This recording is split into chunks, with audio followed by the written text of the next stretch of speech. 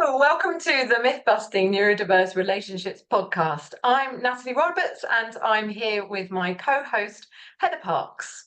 We've both been in our neurodiverse relationships and families for more than 25 years. We met 10 years ago when we were feeling really desperate and trying to solve a lot of issues in our relationship and our families. We've been journeying since then. We've found many more positive and hopeful ways to solve, resolve, repair, reconnect in those relationships and in our families, in our lives.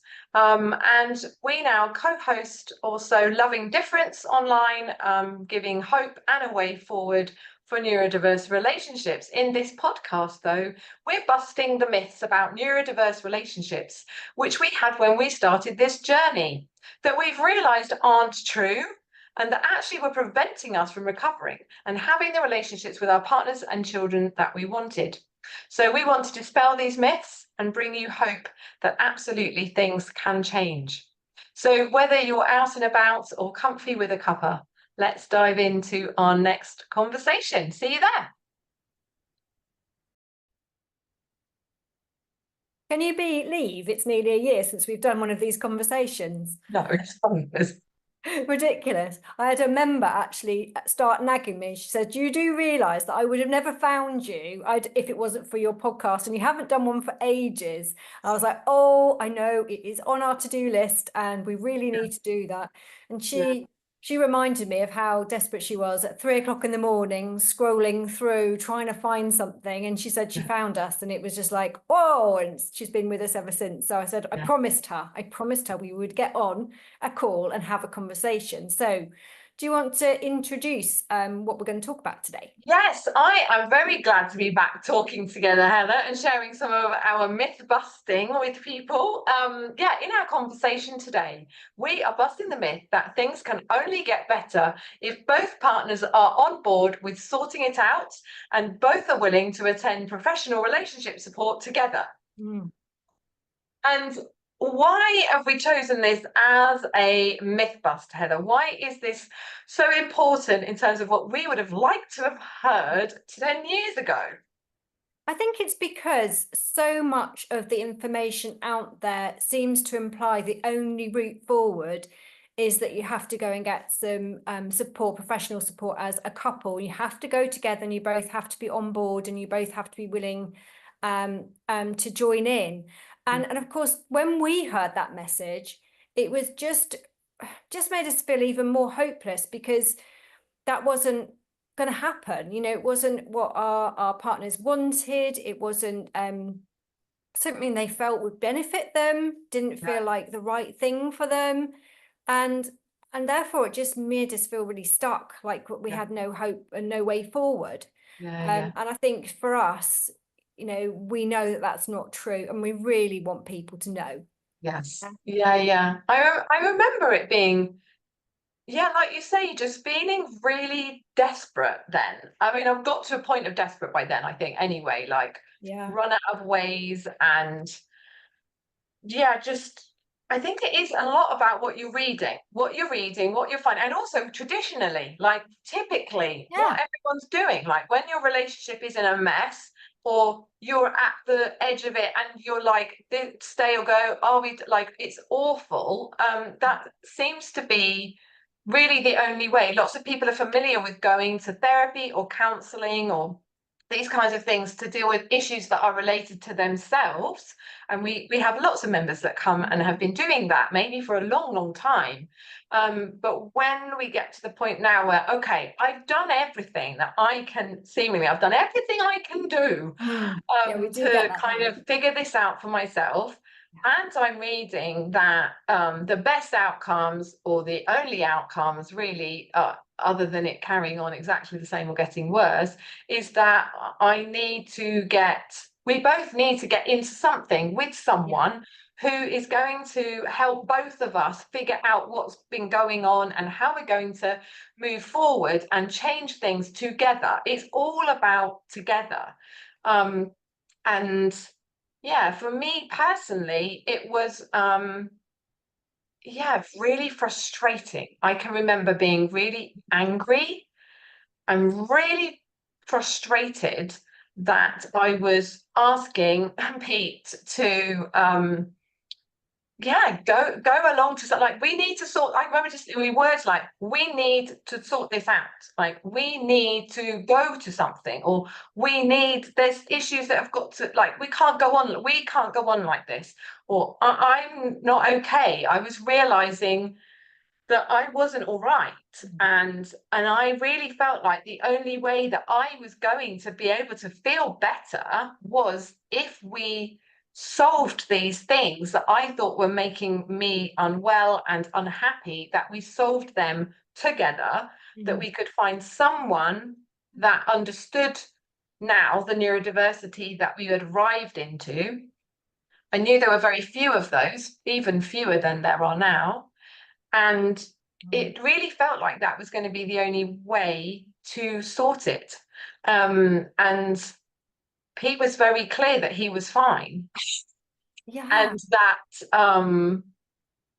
it must, it was stuff that I needed to sort out, basically, I think. And so I just felt really lost. I felt very angry. I don't know what I called it at that time. I was very resentful. That would have been my experience. Like I was very resentful of that yet again, I'm going to need to figure out this or figure out. So I think I remember at that point just deciding I should just have to sort me out now for now. Because it wasn't, and maybe we'll come in a minute to maybe some hindsight and understanding a bit more that later about why or how come getting into something together was not possible. And some of those things that I think became clearer later. Is there anything else that you would like to share about your experience at that time when we were both kind of just so frustrated by the whole thing? Well, I know. I remember just being incredibly exhausted and in such a state of disconnect in the relationship as well. It didn't feel like there was anything more I could do.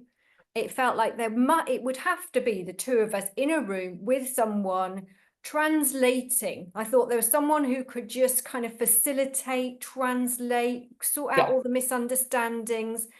But really, I think my driving force was always so that he would blah, blah, blah, blah, blah. It was only if only someone could help that, my partner, blah, blah, blah, that kind of thing. Or if only this was different, or all of those kinds of words that come into it when you're kind of going, well, if so-and-so would do this, I would feel something different. And I didn't see that there was any other way other than that there was nothing else on offer, was there? Other than the fact that you had to go together to do something. And actually at that time, my partner was, actually very undecided about whether he was wanting to accept any kind of label. I remember him being quite frustrated that I couldn't see that. Well, why don't you just go and get a label? What why does it have to be like anything about me? And I was just like, oh, and I remember just thinking, and of course we'd come to some of this sort of understanding via our children, and as they presented more and more, or very similarly, it was becoming more and more frustrating that we didn't just own the whole thing and just get on with it, because I thought we'd go along to someone if we could all just accept we're on the same page, someone translates something, someone does all of that over there, magic one, hey bingo, we're all fine. So why didn't that happen? And there's someone else, they would have things to help. And if we could sit in a room with them, then it's something that would improve things. I had also tried in the preceding 6 months of all of this, trying to various things out of books and tools and ways that me bringing them wasn't working. So I think I was also like, okay, well, if we did this, then they could, we do it together, or like, because the whole thing of even like, what about if we do this workbook? No, like it wasn't. There was it wasn't even just the whole thing about going and seeing someone. It was just an active participation, really, in resolving issues that I was perceiving that were not issues that another person was seeing or perceiving No, or and that's recognizing or seeing a part that they could have in it. Or I didn't have a lot of this language. This is more, I definitely know this is more coach language I'm using now, but at the time it was just hugely frustrating. But I think for us, we were not in the worst place of disconnection as a couple at the time, but it probably got worse before it got better on that basis, because I was so frustrated that we wasn't wanting to help me feel better. But what I know that what I realized was there was a number of hamster wheel issues, that is what we call them, that we had been going rounds and rounds on for 15 years, the same kind of things that I would bring up, and then we'd go round again and things would be a bit better for a while and then they weren't, and those things. And I think with the arrival of the information about neurodiversity and autism and how different we were and this kind of thing, I was thinking, okay, well, now we have new information to bring into these issues, so I want to put these issues back on the table. And so for me it was some quite specific things, as well as how I was feeling at the time. And yeah, and it did just feel like a dead end, I think. And as a result of that, I've really sank into a much worse situation myself, mentally and emotionally, because it really was feeling like nothing's going to change now, like then, and everything, like you say, and it still frustrates us, doesn't it, that a lot of what people read actually brings them even now to the same conclusion and feeling, that I now have even more information about myself and or my partner and or my family. yeah. But daily life, I'm not seeing really, if the literature, if the everything I'm reading and hearing and watching is telling me what can't change. I just spoke to somebody today on this thing, that it is just feeling like it feels like there's nothing else I can change about other people or the situation. And that leaves them really stuck then. Yeah. And it's a really, I think it's one of the worst feelings I ever remember having, and which is why I think well-being just took another nosedive from there. Yeah, so true. And I think lots of our members come in with that sort of feeling, isn't it, that we Yeah, can't change anything. And it's often people are finding us because they're in the same situation. Their partners have, for a lot of really good reasons, yeah, don't want to or can't at the moment, yeah. face sitting in a room and talking about this stuff. Maybe they haven't come to terms with it enough themselves, or maybe their capacity is just not, there's lots and lots of reasons. And we don't want to be forcing someone or manipulating someone or dragging them along, because that's not going to work either. I mean, I actually did try that, so I know for a I'm going to fact it say, doesn't work. had you tried any of these things? Had you tried this? Because I think that's a really, really common experience for people Yeah, when we meet them. They've tried individual therapy, they've tried couples yeah, therapy, and then on finding neurodiversity, they've engaged in more individual therapy and couples therapy with somebody that says that they can do neurodiverse relationships, and then so every time that is reducing confidence, and yeah, definitely. actually is creating a lot of hurt and more Yeah, anxiety and really just no faith in a system that is a solution. loads, all of that. I mean, Yeah, I remember that I actually felt, well, I mean, I felt awful after every session. I mean, just absolutely awful. I remember just crying and crying in the car on the way home, because often there would be a sense of compliance or saying the right thing, or something that would come up, or I actually would feel, my perception was, I was feeling attacked, and hang on a minute, none of this is my fault, because I yeah, hadn't really looked at myself enough. mm, And I'd get out, and then there'd become some kind of comment that it was all a waste of time and not going to do yeah. any of that. That's just Okay. rubbish. And so then my hopes would just go right back to the pit of just this horriblest feeling that you just kind of sat there and poured your heart out, and actually none of it meant anything. And so that was really challenging for me, and quickly realized that it was actually making the situation worse, because I was just feeling even more resentful as a result of that. And I didn't feel, I definitely feel like our relationship was worse off for it, not better. And it didn't help in terms of parenting, it didn't help in terms of our relationship. So it was really quite destructive. I would say it was quite destructive. And I think when people aren't willing or don't really want to, or have a different perspective on things. I mean, that was the thing that I didn't really have any grasp of, that we were in the same situation, but we were having a totally different experience. And that's just something I had no idea about.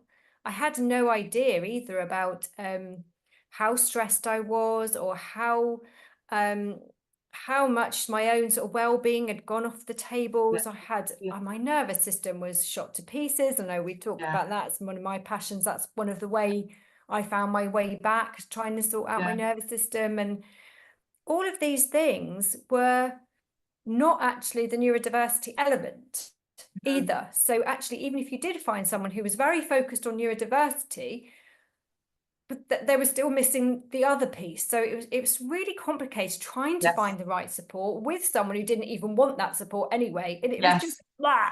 Yeah, really difficult. But I think there is a number of I mean, we have a lot of members who arrive, a lot of people that come and find us who have tried all these things, and often I think are feeling like they've been in them for a long time. Often they've been going to couples therapy for a few years. I mean, it's a lot of money.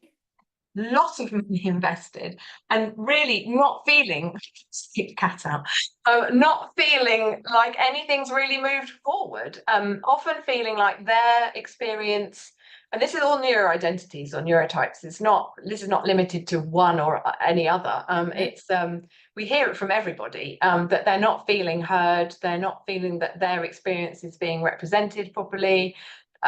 Issues aren't really actually finding any resolution, the tools aren't really working, or that they work for a short amount of time. So it's very temporary sorting out and not lasting change.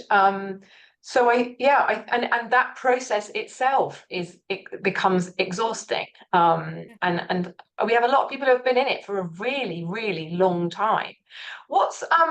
I think it would be important to share then some of the things that on reflection, perhaps that we can look back now and see in our own experience and in other members' experiences that we know are joining in with this myth and this this aspect of getting help, that are joining in, that I think it's just helpful to be aware of, so that we are bringing the full experience of people into it, and how challenging it is to show up to therapy or counselling as a couple, and what people are fearing, or maybe why there isn't a readiness or an openness to that, and let alone that we might have been in really potentially very harmful situations before about this. What do you look back and notice, maybe just in the few minutes we have?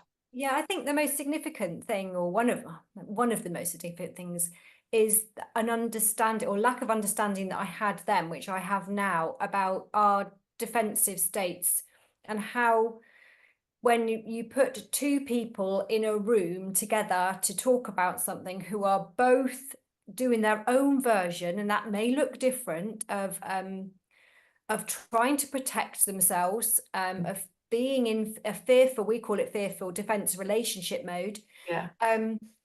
And everyone's looks a bit different, so we don't necessarily recognize it in the same way. We might see our children being it, or in defense mode. We might see our partners being in that, but sometimes we haven't even really acknowledged our own enough.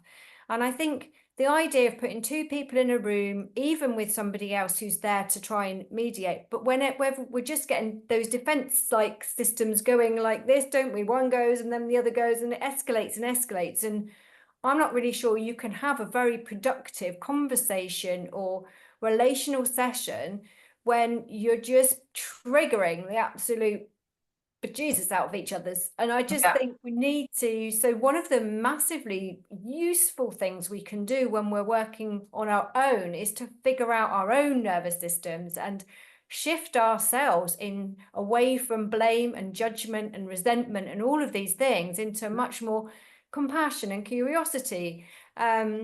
And that's challenging when we're absolutely exhausted. And that is the other thing, isn't it? I mean, do you want to speak a little bit about Yeah. that in terms of capacity as well? Yeah. I think there was a couple of things that play for us. One was just priorities. I think it was like, well, how bad is it? And so for me, it was really bad. I was probably thinking, like, if we often use a scale of 0 to 10, like, on a scale of 0 to 10, how's your relationship right now? Like, if you're listening, you can ask yourself that question. Just choose a number. Where are you? 0 is absolutely horrendous. I can't imagine it being any worse. And 10 is, it's amazing. I don't need any help at all. Let us know. Like, where are you? But at the time, I was a 1.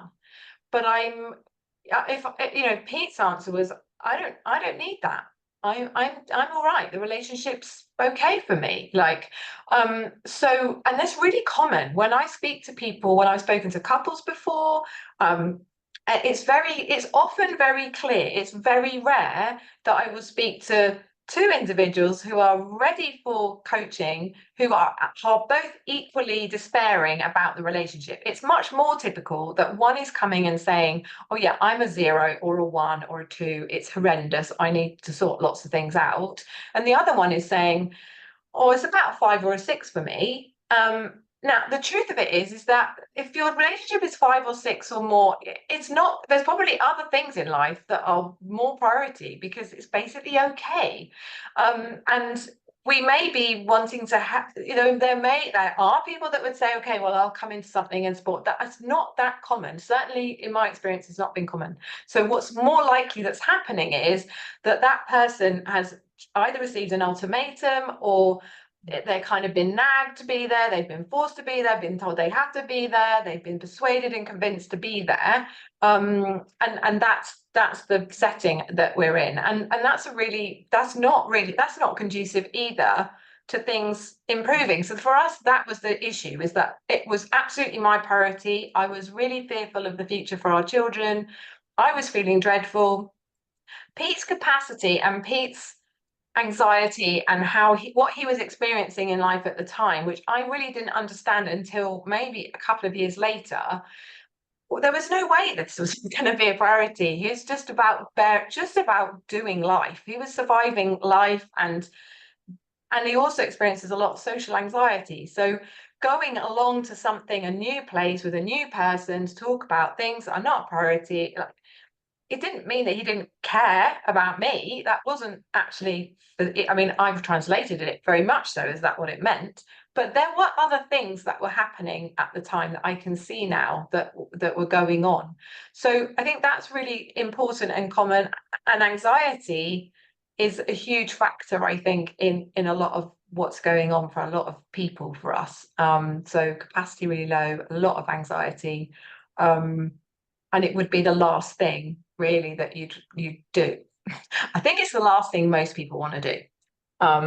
And so it's really important that we can share a different truth. Is there anything else you want to add, Heather, about this conversation before we draw it to a close and share what the truth is for us, what we actually did find? Maybe we just need to talk about that, Yeah, let's just talk so about we what can we share the actually hope, did do. really. Like, what did we discover? Because if that's what we were discovering at the time, how come we did something else? No choice, really. There wasn't anything out there that worked for us, so we really did have to do something else. Yeah. I think we were fortunate in that we met a group of people, so we had our own little team. We were all kind of doing it together or separately on our own, but we could check in with each other, and we had that support and encouragement from each other, which I think, I don't know, I don't think I'd have got to where I've got now without that. I mean, it was such an important part for me. But I also just got to the point where I know I had to do something. I knew I had to do something because what was going on at home was not okay. The children everything was going disastrously wrong. And I don't know, I had one of those eureka moments where I just thought, am I just the common denominator here? What am I doing that I could stop doing, and what could I do differently in order that maybe something could shift here? So for me, it was very much driven by a desire to create a better environment, a better modeling for my family, and find a new way. And I just happened to come across lots of information about the nervous system, and for me that was like, oh right, okay, this is what's going on for me, this is why I'm struggling so much. Oh, actually this is to do with me, and I can take some steps. There are lots and lots of things I can do to improve how I am experiencing this. And it really gave me a lot more understanding of everybody else's behavior, how the different states would impact them, and suddenly it would just all became a lot clearer, and I could reach much more, I don't know, it just shifted my focus, I think, and I got very excited and very carried away, and I love to share that with others now. That's really good. I think for me, obviously Pete was saying he was fine, and that's his answer, and that was where he was at. I knew that there was some other things going on, and but he wasn't wanting to look at that. So I really was just in an absolute mess myself. I was experiencing the symptoms of Cassandra syndrome, which many of people will be aware of, called other things as well. And I think I just realized one of the things was, there was my kids, and thinking that I'm not actually going to accept what people are saying, that there's really nothing that we can do about it at all, because that didn't fare well for my children. Because when you start realizing that actually this is our family situation, I was seeing them as teenagers and going to grow up and thinking that is not the future that I want for them. So that was absolutely a driver, the same as you. How do they have a better time? What have I been modeling? I was realizing some stuff about just relationship dynamics, how stressed I was, how me and how I had been impacting them, what I'd been modeling, and realizing that those are all things that I do need to sort out, and can sort those out without Pete being involved in that. So I got curious about those things. I realized that I wanted to be happier, even if Pete was fine. Fine wasn't enough for me. I was like, okay, I don't want to be fine. I want to thrive, and I want to figure out how I be happy. And so I think I'm going to have to go on that mission on my own. So that became really important. And yeah, and the relationship dynamic stuff. We've had some what should we call it, enlightenment, should we say, Heather, about how unhealthy our boundaries were, for example, which was totally new information for me. And going, oh well, that if they're unhealthy, then how do I get them healthy? We actually had a list, and so I had something to work through. I didn't know how to do that, but so there were a few bits of information that had got put in front of us, that I also realized, you know what, I think that I could work on these things. So that's where I started, and and that's what started to make a big difference. I think it's also really helpful to say that everyone is often at very different points with their arrival into neurodiversity, in terms of who has discovered it, who has been thinking it might be a part of what's going on, the difference between how people receive that information, or whether they're open to it or not.